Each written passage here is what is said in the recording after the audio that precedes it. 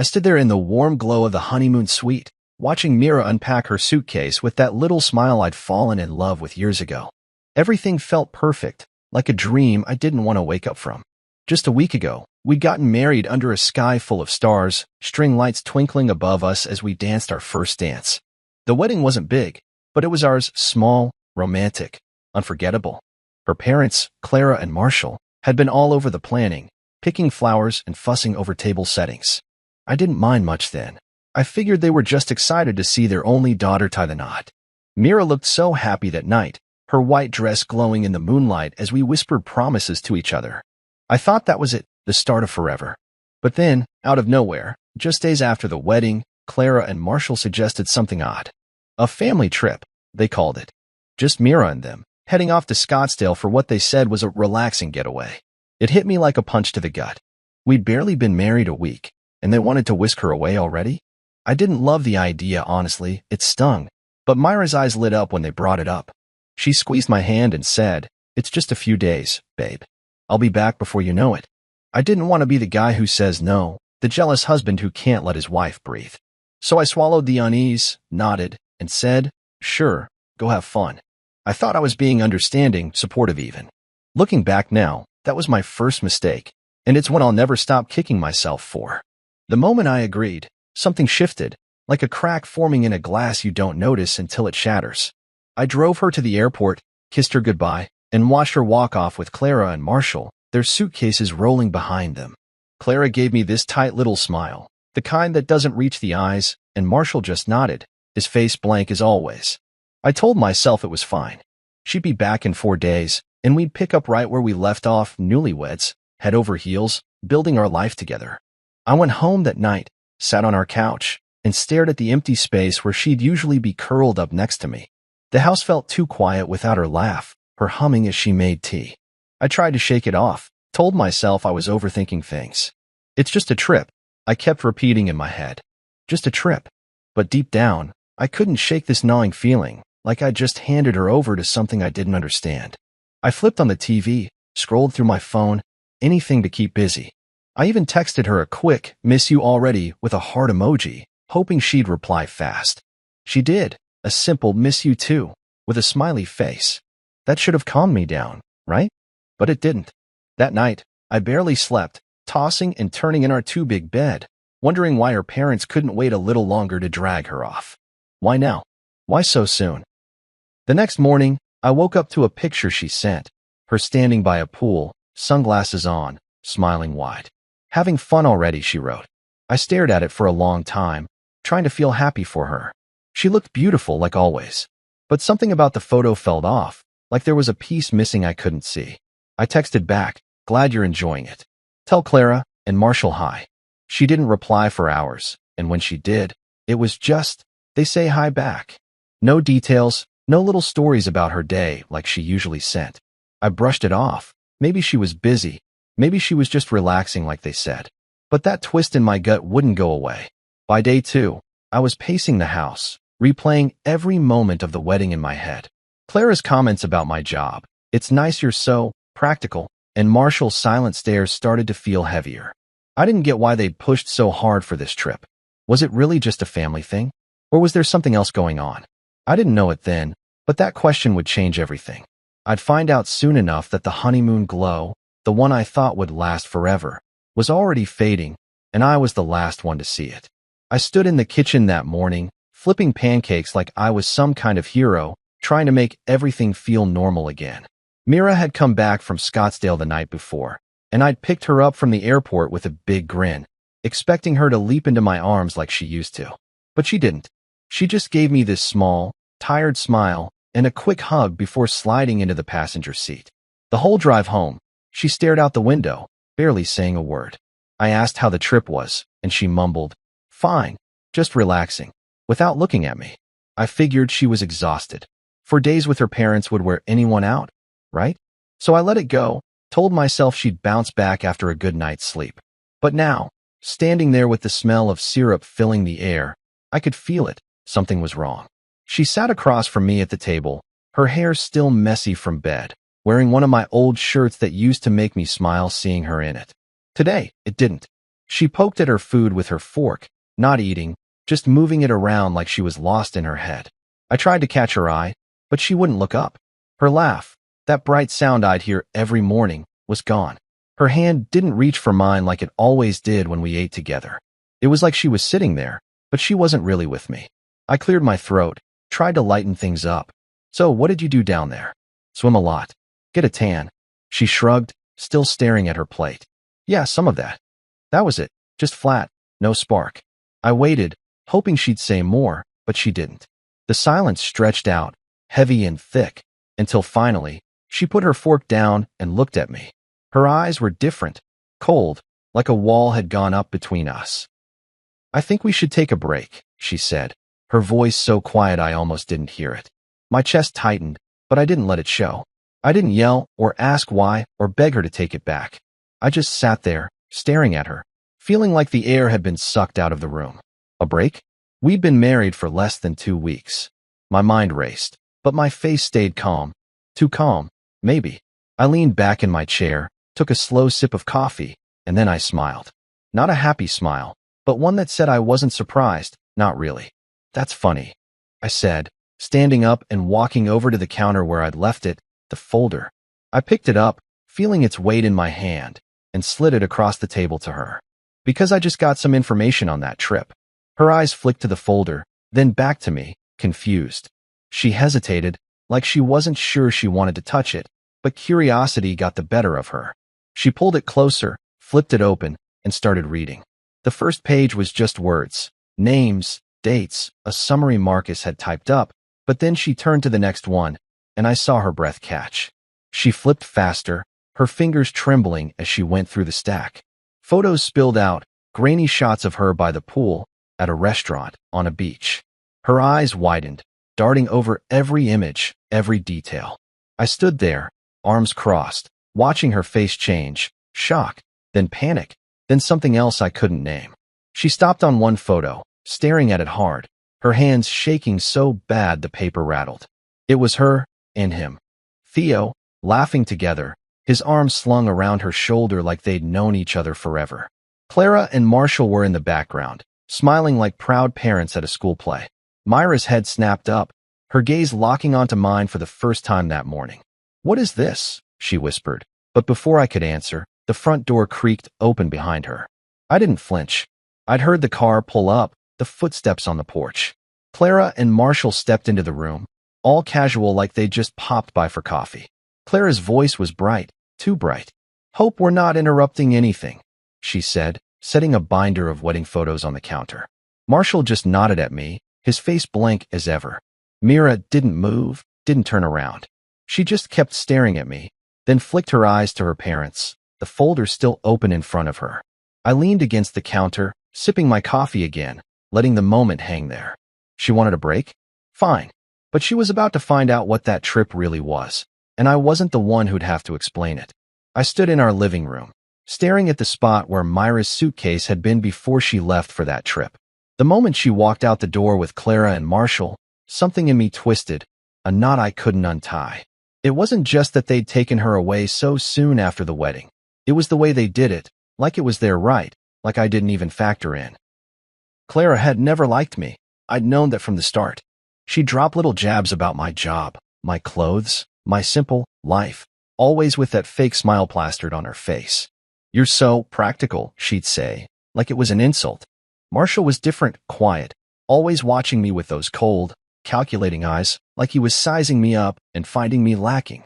I brushed it off before, told myself it didn't matter what they thought as long as Mira loved me. But when they suggested that family trip, out of the blue, just days after I put a ring on her finger, it hit me harder than I wanted to admit.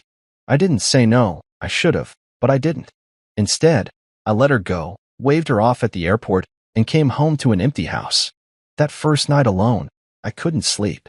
I kept picturing her laughing with them, relaxing by some fancy pool, while I sat here like an idiot, waiting. By the second day, that twist in my gut turned into something sharper, doubt. Why did they need her now? What was so urgent? I couldn't shake the feeling that there was more to it, something they weren't telling me. That's when I picked up the phone and called Marcus. He's my cousin, a private investigator down in Scottsdale, the kind of guy who doesn't ask too many questions if you're family. Hey, man, I said, trying to keep my voice steady. Myra's down there with her parents. Can you keep an eye on them? Follow them? Maybe. Especially if someone else shows up. He didn't hesitate. You got it, he said. Anything specific I'm looking for? I paused, not sure how to put it. Just anything that doesn't feel right. I don't know, something's off. He didn't push, just told me he'd get on it and call me back. I hung up, feeling a little stupid but mostly relieved. If it was nothing, I'd laugh it off later. If it wasn't, well, I'd deal with that when it came. Less than 48 hours later, my phone buzzed with a text from Marcus. Check your email. You're gonna want to see this. I grabbed my laptop, heart pounding, and opened the message. There it was, a folder full of files. Videos, photos, receipts, timestamps. I clicked the first video, and my stomach dropped. It wasn't some quiet family retreat. There was Mira, sitting at a restaurant table, laughing, her hair catching the sunlight. Clara and Marshall were there too, but they weren't the problem.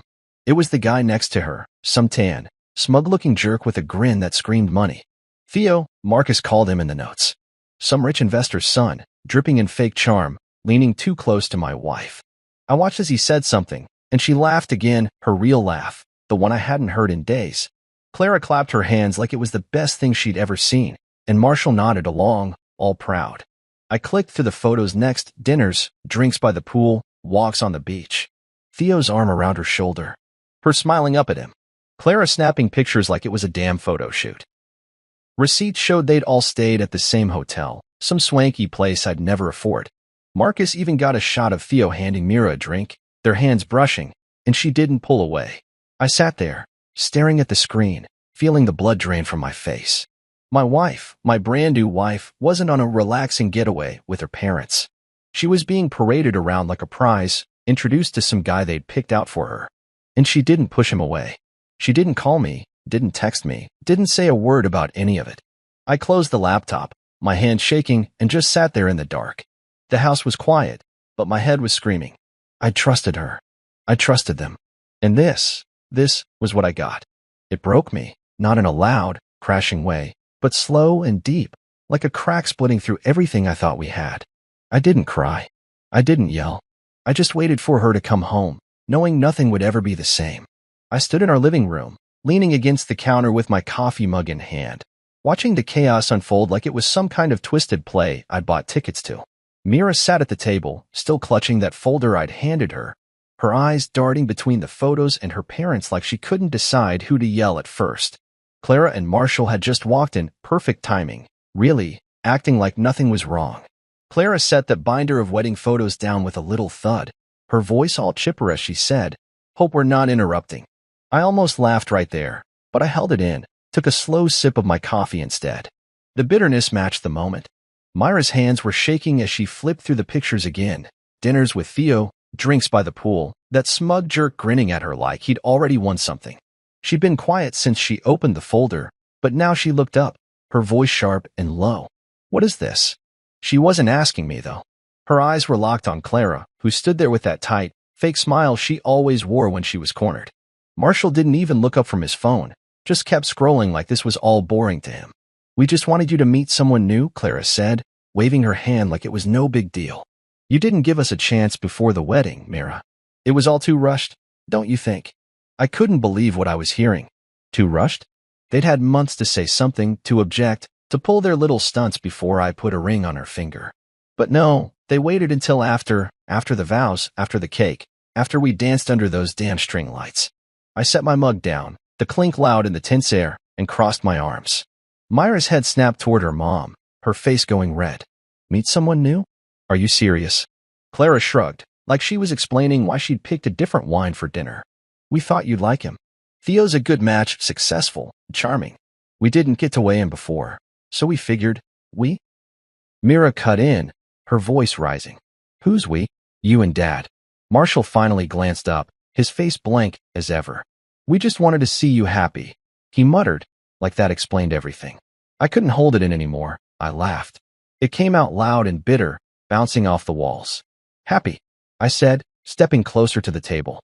"You think dragging her off to meet some rich guy a week after our wedding is about her happiness?" Myra's eyes flicked to me, wide and glassy, but I wasn't done. "You set her up with him, dinners, drinks, beach walks, like she's some prize to hand off. And you, I pointed at Clara. You're standing there acting like it's normal to pimp out your married daughter. Clara's smile dropped, her lips pressing into a thin line. Don't be crude, she snapped. It wasn't like that. We just gave her an option. An option? Myra's voice broke as she shoved the folder away, papers sliding across the table. I'm married. I didn't ask for options. She stood up, her chair scraping the floor, and turned to me. I didn't know they were planning this, I swear. I stared at her, my jaw tight. Did I believe her? Part of me wanted to.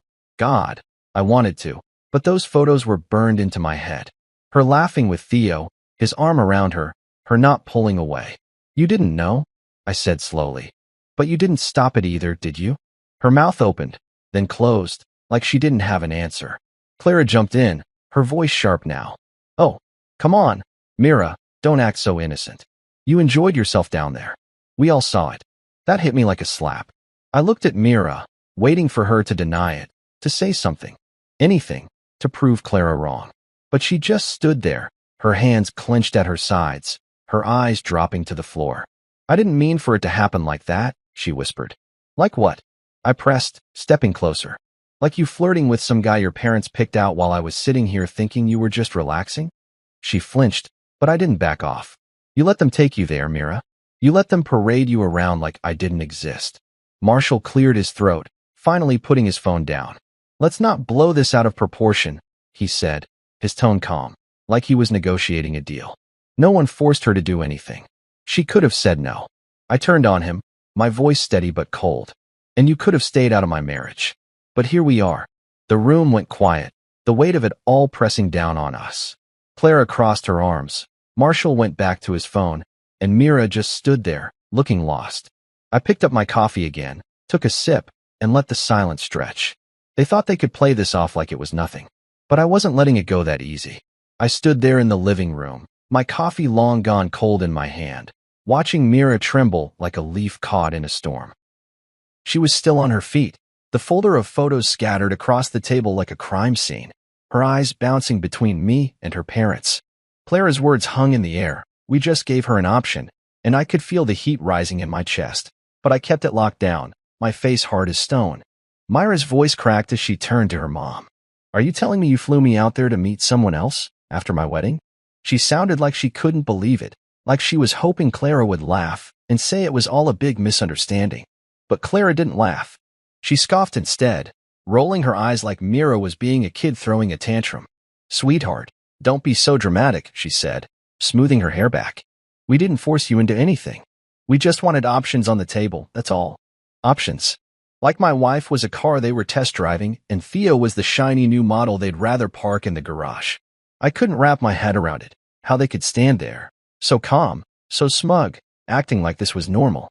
Marshall finally piped up, his voice flat and steady, like he was reading a grocery list. Look, Mira, you rushed into this marriage. We didn't get a say. We were just thinking long-term for you, for the family. That's when I lost it, not loud, not yelling, but a laugh ripped out of me, sharp and ugly. It echoed in the room, cutting through their excuses like a knife. Long-term, I said, setting my mug down hard enough to make the table shake. You arranged for your married daughter to flirt with some guy you handpicked like he's a job candidate? You think that's thinking long-term? I turned to Mira, my eyes locking on hers. And you, what? You just went along with it. Her face went pale, her lips parting like she wanted to say something, but nothing came out at first. Then she shook her head fast, her hands flying up. I didn't know they were doing this. Her voice was desperate, pleading, but it didn't hit me the way it used to. I stepped closer, my voice low and tight. Didn't know what, Mira? That he'd kiss your cheek while your mom snapped a photo? That they'd have you laughing and drinking with him like I wasn't waiting back? She froze, her eyes wide, and I could see it. She was replaying it all in her head, every moment I'd seen in those pictures. I didn't, she started, but I cut her off, holding up the photo that had been stuck in my mind since I saw it. Theo's arm around her, her smiling up at him, Clara grinning in the background. You didn't what? I asked. You didn't smile? You didn't let him get close? You didn't enjoy it? She stared at the picture, her hands dropping to her sides, and I could tell she was about to crack. Her mouth opened, her breath hitching like she was going to scream or cry or both. But before she could, Her phone buzzed on the table, loud and sharp, breaking the moment. She flinched, glancing down at it, and I saw the name flash on the screen, Leona, her best friend from Scottsdale. Mira grabbed it, her fingers clumsy, and read the text out loud, her voice shaking. Theo's still in town, bragging that you two were meant to be, that your parents promised him everything. The words hit like a punch, and she looked up slow, her eyes locking on Clara. What does that mean? She whispered. Clara didn't even blink, just tilted her head like it was no big deal. We may have encouraged him a little, she said, her tone light, like she was admitting to buying him a coffee. But he misunderstood. We just gave him a small gift, invited him to dinner. Nothing serious. Myra's jaw dropped, and she stared at her mom like she'd never seen her before. You promised him I'd leave my husband? She asked, her voice rising, cracking at the edges. Clara shrugged, actually shrugged, like it was all just a silly mix-up. We wanted what's best for you, sweetheart. Theo's a catch. We thought you'd see that. I just stood there, watching it all fall apart, my arms crossed tight across my chest. Mira turned to me, her face a mess of shock and guilt. I didn't know, she said again, softer this time, like she was begging me to believe her. But I didn't say anything. I couldn't. Because even if she didn't know the whole plan, she'd still gone along with it, smiling, laughing, letting Theo in while I was here, alone, thinking she was mine. The room went quiet, except for the faint hum of Myra's phone still buzzing with Leona's messages. Clara adjusted her purse, Marshall checked his watch, and Mira just stood there, looking like she might explode. Me?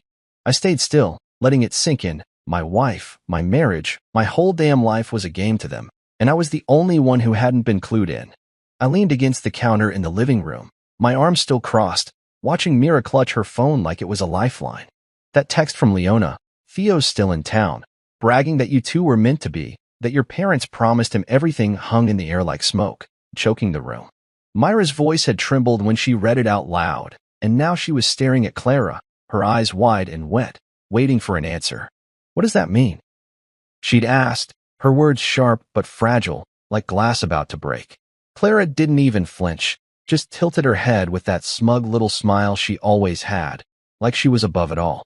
We may have encouraged him, she said, her voice smooth and casual, like she was talking about picking out curtains. But he misunderstood. We just gave him a little gift, invited him to dinner. Nothing criminal, Mira. I almost choked on the air. A little gift? Dinner? This wasn't some friendly meet and greet. They'd flown her out there, paraded her around with this guy, and now they were acting like it was no big deal. Myra's head snapped back, her mouth open like she couldn't believe what she was hearing. You promised him I'd leave my husband? She said, her voice climbing higher, shaking harder. Clara shrugged, like it was nothing.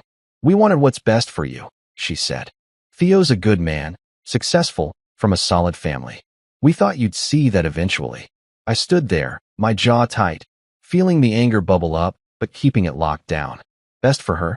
They didn't give a damn about what she wanted, or what I wanted. This was their game, their rules, and I was just the guy in the way. Mira turned to me, her face pale, her eyes pleading. I didn't know, she said again, like it was the only thing she could say. I swear, I didn't know they were planning this. I looked at her, really looked at her, and all I could see were those photos, her laughing with Theo, his arm around her, her not pushing him away. You didn't know? I said, my voice low and steady. But you didn't stop it either, did you? She flinched, her hands twisting together, and I could tell she was scrambling for something to say. It wasn't like that, she whispered. I thought it was just friendly. I didn't think. You didn't think. I cut in, stepping closer. You didn't think it'd look bad to let some guy hang all over you while your parents cheered him on? You didn't think to call me, to tell me what was going on. She shook her head fast, tears starting to spill over. I didn't want to worry you. I thought it was nothing, just mom and dad being them. I laughed, short and bitter. Them? You mean the people who think our marriage is a mistake they can fix with a better offer? Clara jumped in, her voice sharp now. That's enough, she said, pointing at me. You're blowing this out of proportion. We didn't force her to do anything. She could have walked away. Walked away. I turned on her, my voice rising for the first time. You flew her out there, stuck her in a hotel with this guy, and fed her lies about how he's her future. What was she supposed to do? Run back home with no car, no plan, while you two kept pushing? Marshall cleared his throat, finally looking up from his phone. Let's calm down, he said, his tone flat. No one's saying we planned a divorce. We just thought she'd see reason. Reason. That word hit me like a brick. They thought I was the unreasonable one, the guy she'd married, the guy she'd promised to love, the guy who'd been waiting here like a fool while they played matchmaker. Mira sank back into her chair, her hands covering her face. I can't believe this, she muttered. I can't believe you'd do this to me. Clara sighed, like she was tired of explaining herself. Mira, we've always wanted you to have the best. This marriage, it was fast. We didn't get a chance to guide you. Guide me. Myra's head shot up, her voice cracking. You think setting me up with some guy behind my husband's back is guiding me? I watched her, waiting to see if she'd turn that anger on me too. Blame me for digging this up, for putting it all out there. But she didn't. She just sat there, staring at her parents like they were strangers. I didn't sleep with him, she said suddenly, looking at me now. I didn't. I wouldn't do that. Her eyes were begging me to believe her, but I didn't say anything. I just nodded once, letting her words sit there. Maybe she didn't sleep with him, but she'd let him in, let them all in, and that cut just as deep. The room went quiet again, the tension thick enough to choke on. Clara adjusted her purse, Marshall tapped his phone, and Mira wiped her eyes. I stayed where I was, watching my wife realize she'd been a pawn in their game, and wondering if she'd ever really been mine at all. I stood in the kitchen the next day, staring at the coffee pot like it could fix everything if I just brewed it strong enough. After that blowout with Mira and her parents, I'd slept on the couch, not because she asked me to, but because I couldn't stand being in our bed, smelling her shampoo on the pillows, pretending everything was fine. She'd gone upstairs after Clara and Marshall left, her face red and puffy from crying, and I didn't follow. I needed space, time to think, time to figure out what came next. The folder was still on the table, photos peeking out like a bad memory I couldn't shake. I'd shown her the truth, but it didn't feel like a win. It felt like a punch to the gut that kept on giving. By morning, I'd made up my mind. I wasn't letting this fester in the dark anymore. If Clara and Marshall wanted to play their little game, I'd drag it into the light for everyone to see. So I sent out invitations, short, simple texts to Clara, Marshall, Mira, Theo, and a handful of friends and family who'd been at the wedding. Photo shoot at the venue. I wrote, one last memory from the big day. Be there at 6. Clara replied right away with a cheery, oh, how lovely. We'll be there. Mira texted back a hesitant, is this necessary? I didn't sugarcoat it. Yeah, I wrote. It's time people knew the truth. She didn't argue after that, just sent a quiet, okay. The rest confirmed quick. Leona, Marcus, a few cousins who danced with us under those string lights. Even Theo RSVP'd with a cocky, wouldn't miss it. I smirked at that. Good. Let him walk right into it. That evening, I got to the venue early, the same place we'd gotten married, with its big open room and wooden beams, the spot where I'd thought we'd started something real. I set up a projector, hooked it to my laptop, and laid out the evidence Marcus had sent me. Photos, videos, receipts, all of it. The reception table was still there, the one we'd cut the cake on, and I dragged it to the center, piling the files on top. People started trickling in, Leona first, giving me a nod like she knew something was up, then Marcus, who clapped me on the shoulder and said, you sure about this, man? I nodded. Yeah, no more hiding. Clara and Marshall showed up next. Clara in pearls like she was going to a gala, Marshall in his usual suit, phone already in hand. Mira came in behind them, quiet, her eyes darting to me and then away. She looked small, like the weight of it all was crushing her, but I didn't soften. Not yet. Then Theo swaggered in, tanned and grinning, acting like he owned the place. Nice spot, he said, winking at Mira. She didn't smile back. I waited until everyone was settled, about 20 people, some curious, some confused, then stepped to the front. Thanks for coming, I said, my voice steady. Thought we'd take a look back at the wedding and what's happened since. I clicked the projector on, and the first slide lit up the wall. A photo of Mira and me cutting the cake, smiling, happy. There were a few us from the crowd, but I didn't linger. Next slide, Scottsdale. Mira at the pool with Theo, his arm around her. A murmur rippled through the room. I clicked again, dinner, Theo leaning close, Clara laughing. Then the beach walk, the drinks, the hotel receipts. With every slide, the whispers grew louder, eyes darting to Mira, to her parents, to me. She sank lower in her chair, her hands over her face. Clara's smile tightened, but she didn't move. Theo shifted, looking less smug now. Then I played the video. Marcus had caught it from a distance, Clara's voice clear as day, saying, This marriage is just a phase. Theo's the real future. The room went dead silent, like someone had sucked the air out. I let it hang there, the words echoing, then turned the projector off. That's it, I said, crossing my arms. That's what they've been up to while I've been here, thinking I had a wife. Mira stood up fast, her chair scraping loud. I didn't know, she shouted, her voice breaking. I didn't plan this. I looked at her, my chest tight. Maybe not, I said. But you didn't stop it either. Clara jumped in, her voice sharp. This is ridiculous. You're making a scene over nothing. Theo nodded, trying to play it cool. Yeah, man, chill. It's not like we shut up, I snapped, cutting him off. You don't get to talk. He blinked, surprised, and sat back down. The room buzzed, friends whispering, cousins glaring at Clara and Marshall. Leona stood up, arms crossed. You guys are unbelievable, she said to Myra's parents. She's married, and you're shopping her around like she's for sale? Marshall finally spoke, his tone calm. It's not like that. We just gave Theo a chance to meet her. I laughed, cold and hard. A chance? You gave him a weekend suite and a promise. The truth was out now, raw and ugly, and I stood there, watching it sink in, wondering if I just burned everything down or set myself free. I stood in the middle of that venue, the projector still humming behind me, watching the room explode into silence so thick it felt like I could touch it. The video had just finished, Clara's voice saying, "This marriage is just a phase. Theo's the real future," and it was like a bomb had gone off, leaving nothing but stunned faces and wide eyes. Mira was on her feet, her hand shaking, her voice cracking as she yelled. I didn't know. I'd heard that line too many times now, and it didn't hit me the same anymore. I just looked at her, my arms crossed, and said, maybe not. But you didn't stop it either. That shut her up fast. She sank back into her chair, her face buried in her hands. Clara jumped in, her voice sharp and high, like she could still control this. This is ridiculous, she snapped, standing up straighter in her pearls. You're making a scene over nothing. Theo nodded, trying to back her up, his grin fading but still clinging to that cocky edge. Yeah, man, chill. It's not like we shut up, I said, my voice cutting through his like a blade. He blinked, startled, and sat back down, his hands up like he was surrendering.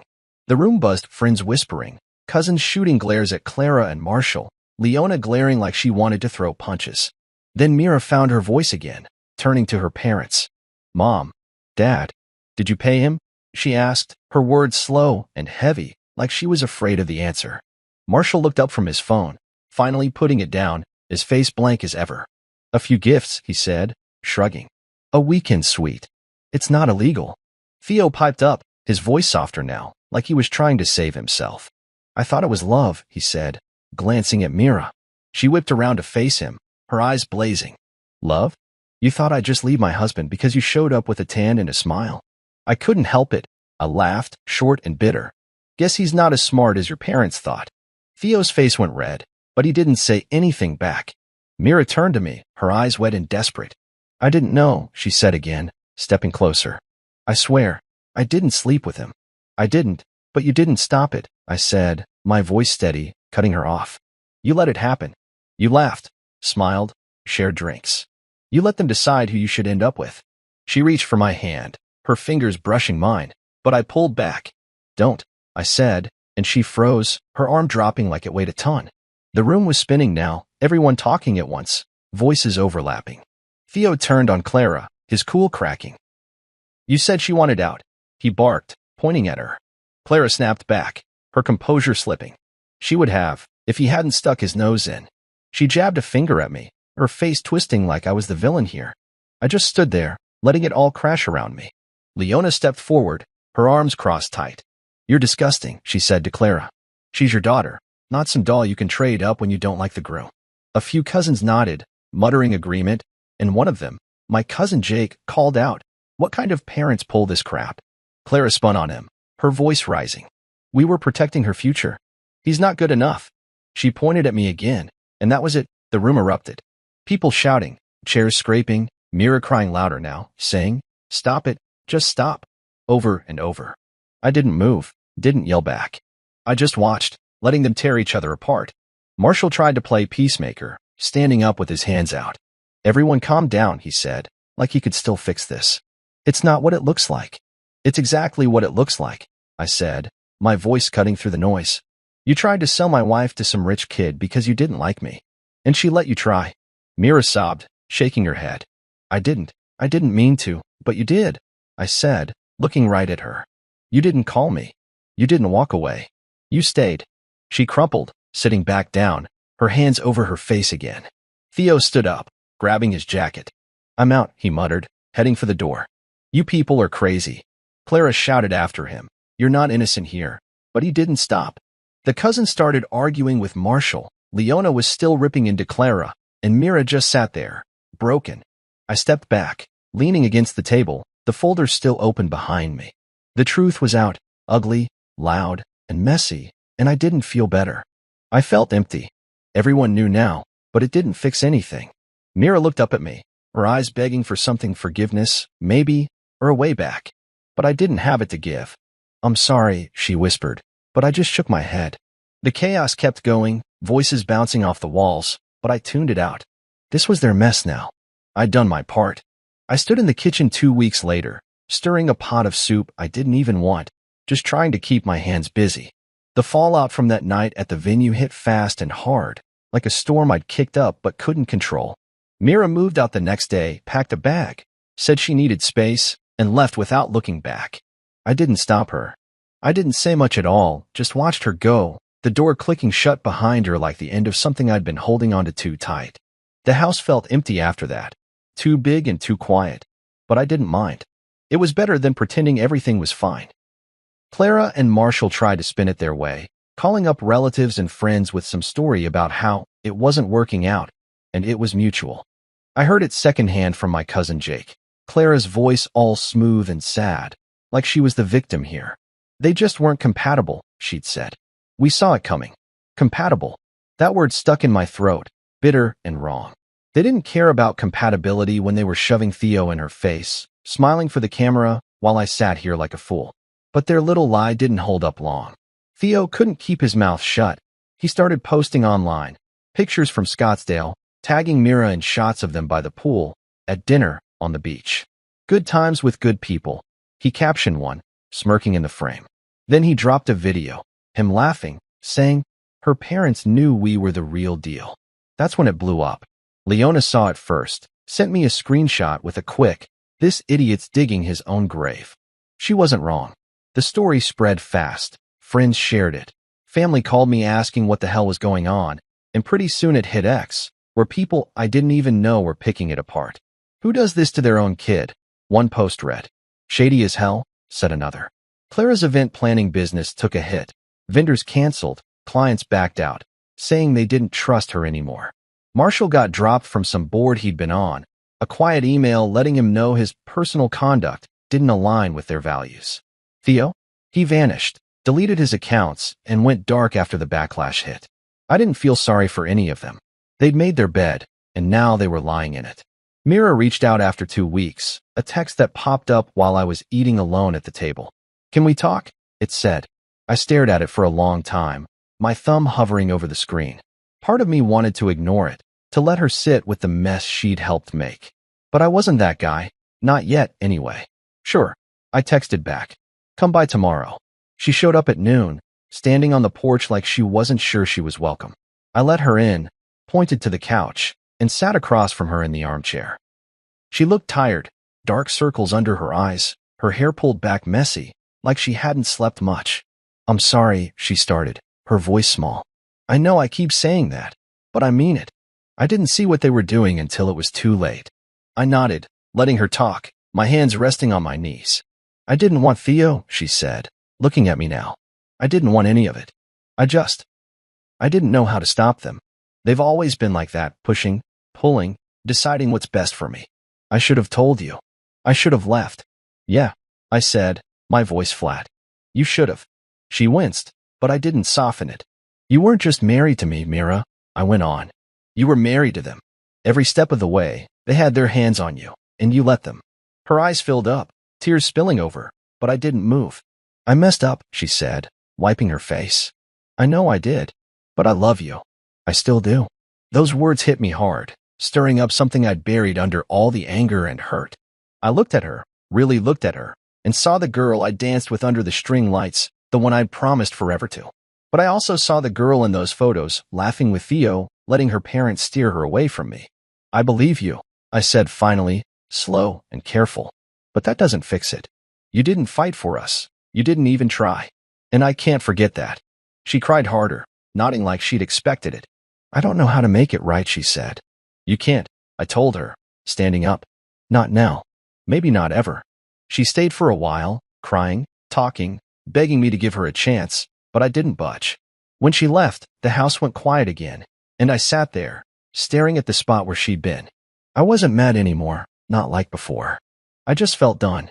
The world knew the truth now, and so did I. That was enough for today, at least.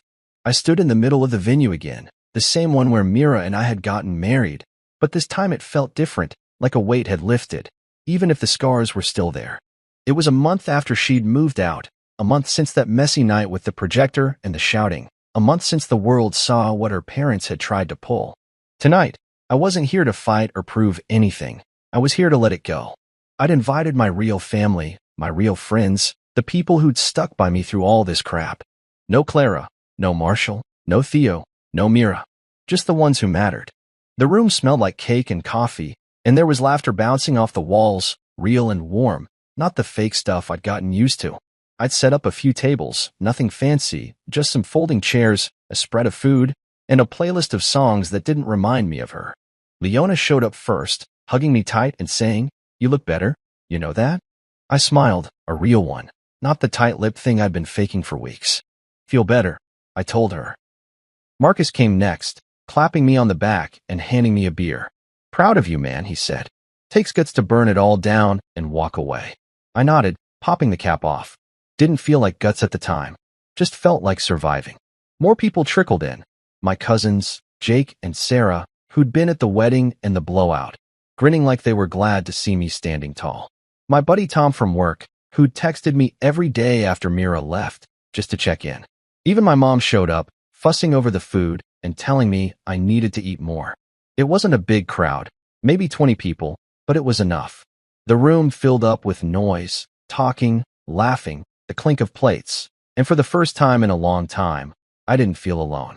We ate, swapped stories, and I let myself relax, leaning back in my chair, watching them all. Leona told everyone how she'd ripped into Clara that night, making them laugh, and Marcus bragged about his sneaky camera work in Scottsdale, calling himself the family spy. It was light, easy, the kind of night I hadn't had since before the wedding. After a while, I stood up, tapping my beer bottle with a spoon to get their attention. The room quieted down, all eyes on me, and I took a deep breath. "Hey, thanks for coming," I said, my voice steady. "I know the last few months have been a lot. You've all seen it, the good, the bad, the ugly, and you're still here. That means something." A few nods, a couple of smiles. I went on. "I thought losing Mira was the end of me, you know? Like I'd failed at the one thing I wanted most. But I figured something out. Sometimes a broken vow is a blessing in disguise." I raised my bottle. To starting over. They cheered, lifting their drinks, and I took a long sip, feeling the words settle in my chest. It wasn't just talk, I meant it. Losing her hurt like hell, but staying tied to that family, to their games and their lies, would have been worse. I sat back down, and the night rolled on. Cake got cut, music got louder, and Jake even dragged me out to dance, laughing when I stepped on his toes. It wasn't perfect, but it was mine. As the hours passed, I stepped outside for some air, leaning against the railing where Mira and I had stood that wedding night, looking at the stars. I could still see her in that white dress, smiling up at me, promising forever. For a second, it stung. The memory, the what could have been, but then I let it go. She wasn't here anymore, and I didn't need her to be. I'd spent weeks replaying it all. Her laugh with Theo, Clara's smug face, Marshall's cold stares. But tonight, I didn't feel bitter. I felt awake, like I'd finally opened my eyes after a long, bad dream. Leona came out, standing next to me, her hands in her pockets. "You good?" she asked. I nodded, looking out at the dark. "Yeah, better than good." She smiled. "She's still asking about you, you know? Mira called me yesterday, wanted to know if you'd softened up." I shrugged. "Doesn't matter. I'm done looking back." Leona bumped my shoulder. "That's my boy." We stood there a while, quiet, the party noise drifting out behind us. When I went back in, They were still laughing, still eating, still celebrating. I grabbed another slice of cake, sat with Marcus and Tom, and let myself laugh too. This was my ending. Not the one I'd planned, not the one with Mira by my side, but a better one. I was free, not just from her, but from the weight of it all. And that was worth toasting to.